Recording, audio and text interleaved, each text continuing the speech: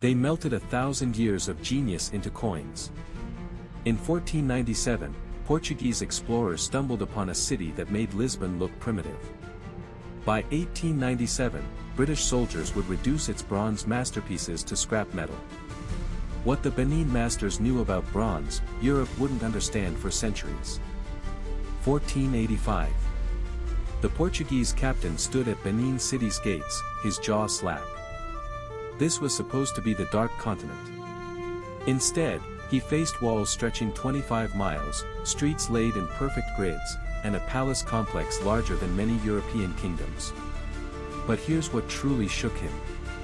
The bronze artwork covering every surface wasn't just beautiful. It was technically impossible. European metalworkers couldn't create anything like it. The Portuguese had stumbled upon masters of a craft they couldn't comprehend. And the secret to their genius? The Oba's Royal Guild guarded it with their lives. What these metallurgists knew would remain hidden from the outside world for 400 years.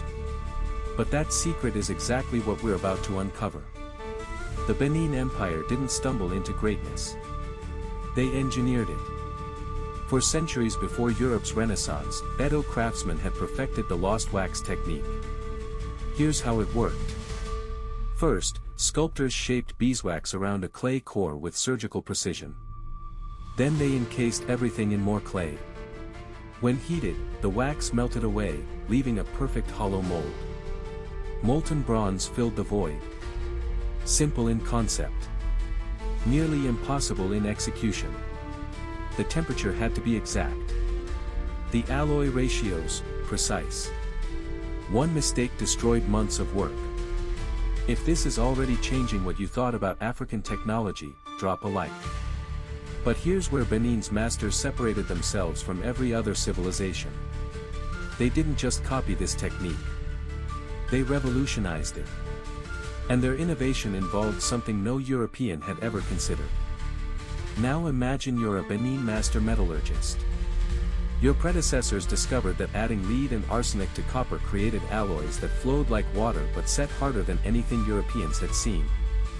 They mapped every ratio. They recorded nothing.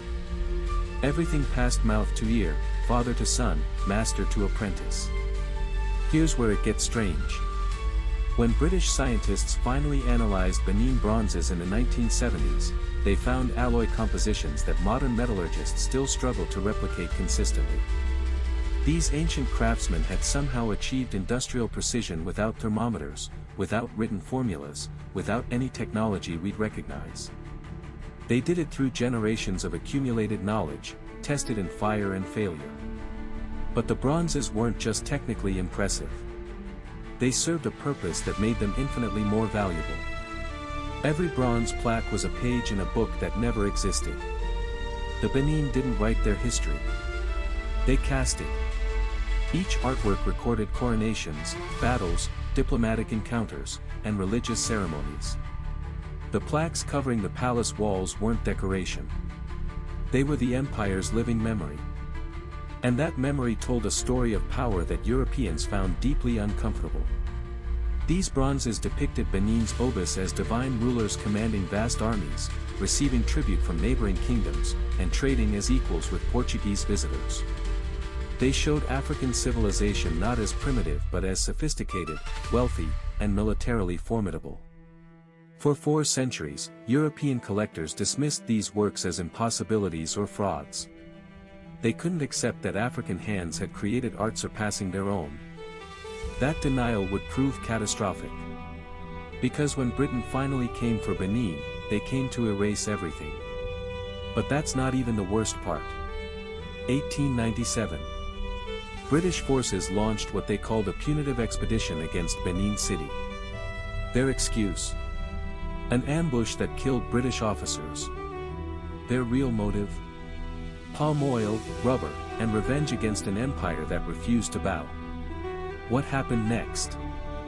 Sealed an entire civilization's fate. Over 1,200 British soldiers with artillery and Maxim guns marched on a city whose walls had stood for centuries. The Oba's warriors fought with spears and outdated muskets. The battle wasn't even close. But here's what the British discovered when they breached those walls. 4,000 bronze masterpieces. Ivory treasures. Centuries of accumulated genius packed into palace courtyards. If you want to see how this ends, make sure you're subscribed. Because what the British did next would haunt museums for over a century. The soldiers looted everything. Bronze heads, ivory tusks, coral beads, ceremonial swords. They packed centuries of Benin's soul into shipping crates. But here's the twist nobody expected. They didn't understand what they had taken. Most bronzes were sold to cover expedition costs. Military officers auctioned masterpieces like surplus equipment. Some pieces went for less than a British worker's weekly wage. And the pieces deemed worthless? Melted down for scrap metal, recast into pennies and bullets. 1,000 years of metallurgical genius, dissolved into currency. When the bronzes finally reached European museums and collectors, scholars faced an impossible choice. Admit that African craftsmen had surpassed European masters, or invent explanations. Drop your prediction in the comments. Do you think they told the truth? They chose the lie. Victorian scholars invented theories that Greeks, Egyptians, or Portuguese had secretly created the bronzes. Africans, they claimed, couldn't possibly possess such skill. For decades, this fiction held. But the truth was already emerging from the bronzes themselves. Scientific analysis proved the alloys were uniquely West African.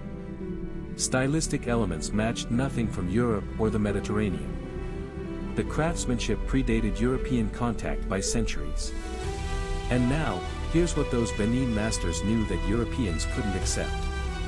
They had developed industrial techniques through pure empirical knowledge.